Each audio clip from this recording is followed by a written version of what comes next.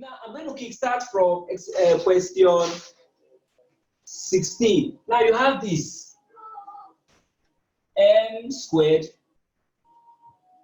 plus 2mn plus n squared over m squared minus what? N squared.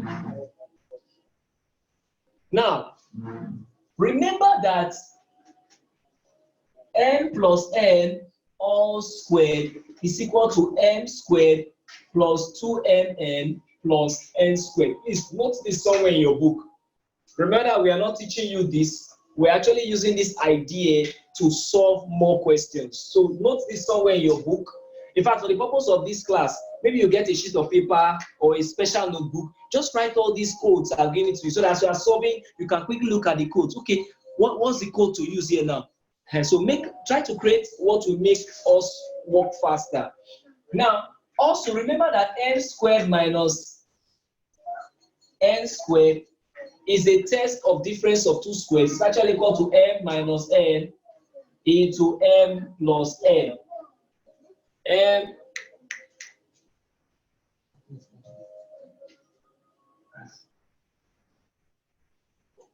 this will now be, so we know this as this, we know this as this. So we can now make relevant substitutions above, and this will be what? M plus n squared all over what?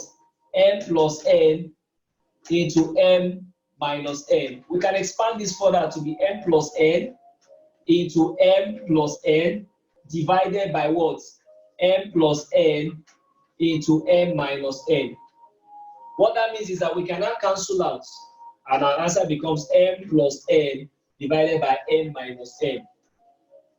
I know that you have gotten that.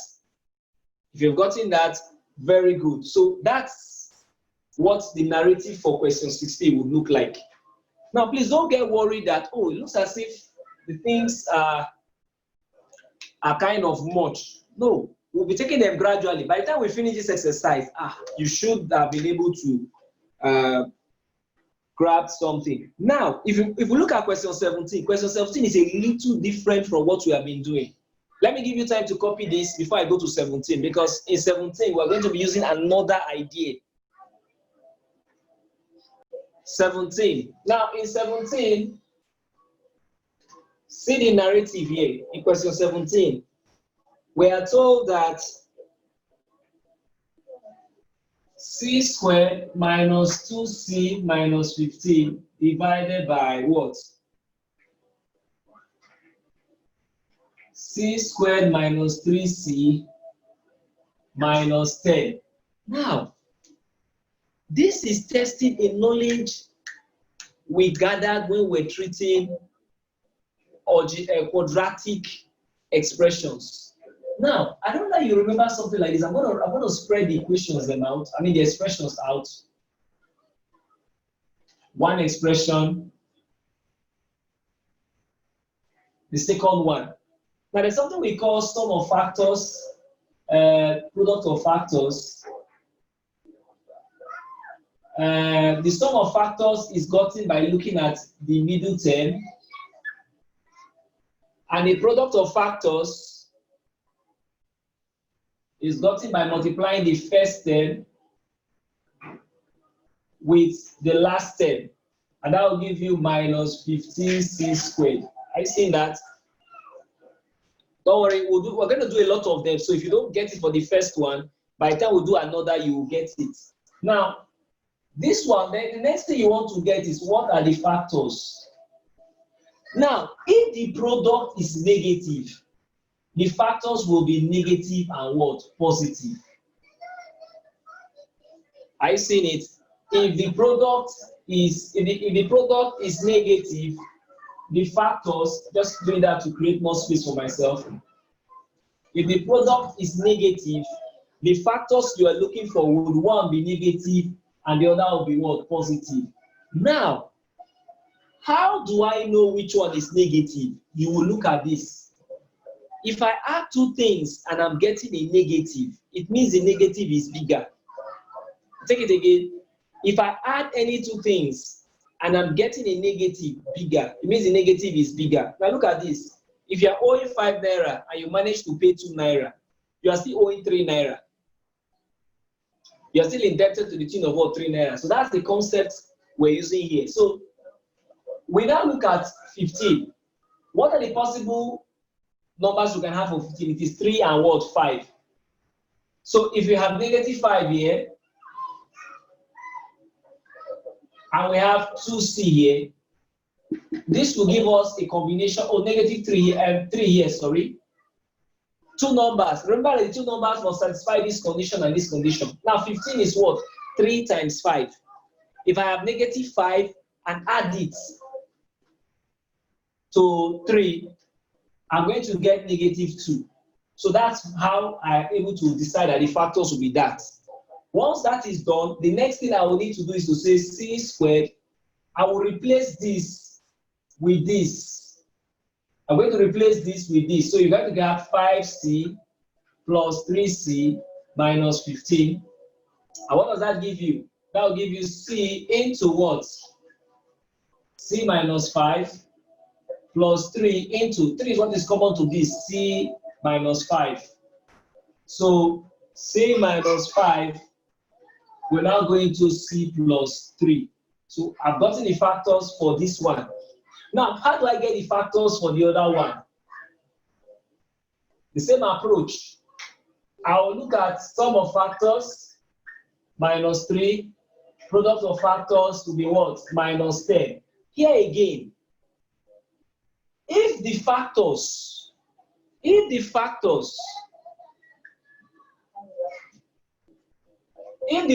product of factors is giving me a negative, if the product of factors is giving me a negative, it only means that the two factors I'm dealing with, one has to be negative and the other has to be what? Positive. So one is negative and the other is what? Positive. Now, I will look at the sum. The sum is negative. It means that the negative is bigger than the positive. So look at this. I have 10 here. What are the two numbers that can multiply 10? I will check. 5 and 2. So it means that in looking at the factors, one of the factors will be minus 5c, and the other will be what? Plus 2c. So I haven't decided this. I will now replace this with this. Are you seeing that? So this will now be c squared minus 5c plus 2c minus 10. That will give you what? C into c minus 5 plus 2 into what? C minus 5. What's the outcome? That will be c minus 5 into c plus 2. So we've gotten the terms now. So this one we have done here now will now be represented as this. What do you have? You present this one as this now, and that will be what? C minus 5 into c plus 3 divided by what? C minus 5 divided into what? C plus 2. So c minus 5 will go with c minus 5, and the final answer becomes what? C plus 3 over c plus 2. How was that? To some of us, uncle, this thing is long. Oh. It's not long. I'm just being very honest. So to some, it's like, this thing is long. No, it's not long. By the time we start solving them, it's a system. Once you get used to it, So we have done question 17. I'll give you time to copy. When you're done with copying, I will now take another question. You will get it. You will get it. I'm sure you will get it. In question 18, we are told that d squared minus 9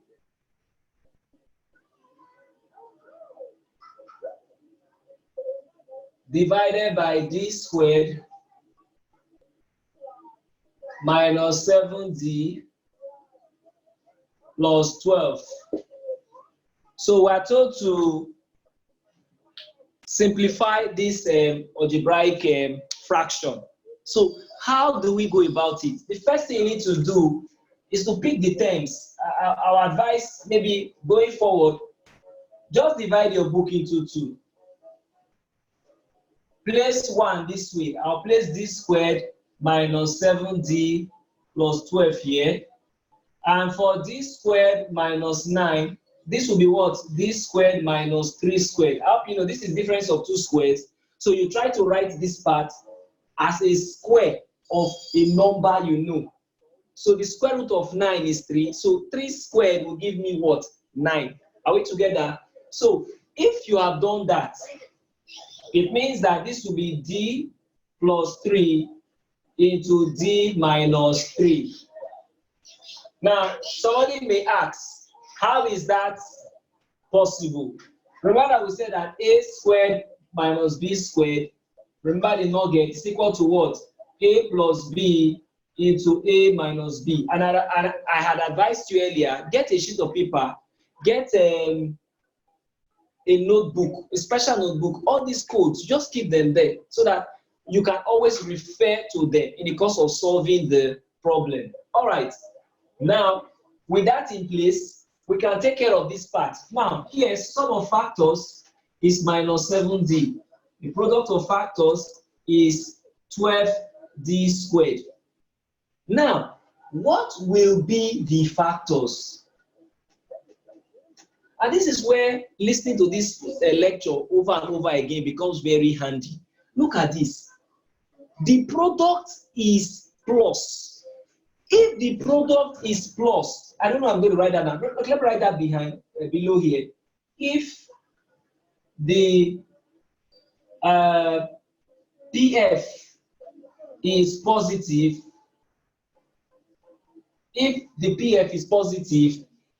then factors are both either negative or positive. If the product of factors is positive, it means both factors are what? Either both of them are positive or both of them are negative. Now, what will help you decide the one to use? What will help you decide the one to use now is the sum of factors. So your decision is based on the sum of factors. So if the sum of factors is negative, it means the two factors we are about to use must both be what? Negative. But if the sum of factors is positive, then the two factors you are about to use must be what? Positive. With this understanding, it means that I need to look at 12. How do I break 12? I can break 12 into what? 3 and 4. I can break 12 into what? 3 and 4. So that will be what? Minus 3d, 4d, minus 3d and what? Minus 4d. Minus 3d and minus 4d. So with that in place, we can now rewrite this one to be what? D squared minus 3d minus 4d plus 12. So I can factor d out, and that will give me d minus 3. I can factor here minus 4d. Reason being that the second term here is negative. I must make the second term in that second bracket to be negative. And this will give me what? D minus 3. So with that, oh sorry, let's say 4d, sorry, it's 4, not 4d, 4.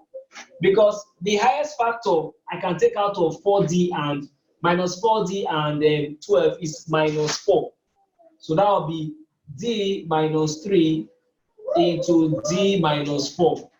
So I've gotten the factors for this one and I've gotten the factors for this one. It is after I have done this, I can now come here to finish the work.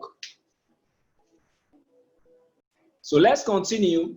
So what do I get? It means that from here, this will now be what?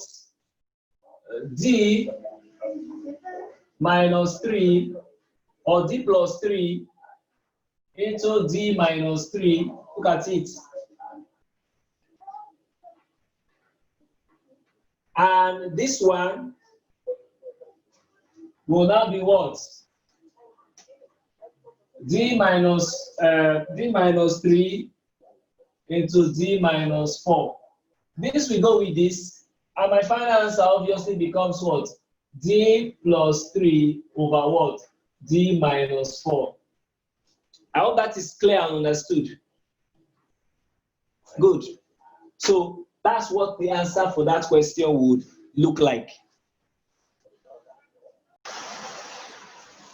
N cubed n minus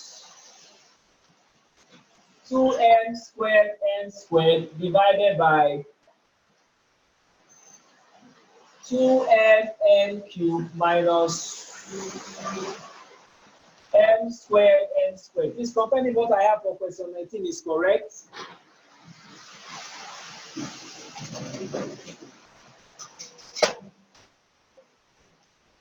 All right. So I can factor m out or factor m squared out. M squared n to m squared n. I'll be left with m here minus n squared n. I'll be left with 2n here divided by, if I try to factor out here, I can factor n squared. With that, I'll be left with did I get that right? Sorry, let me check. Correct. I'll be left with 2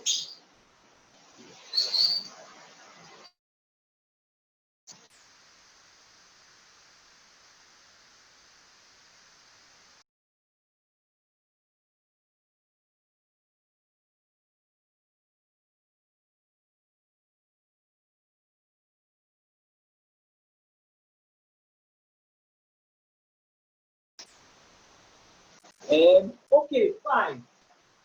N cubed, sorry.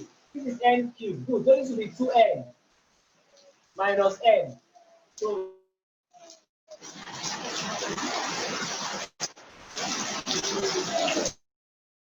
both sides back. Okay, let me finish that. So that will be n times minus 2n.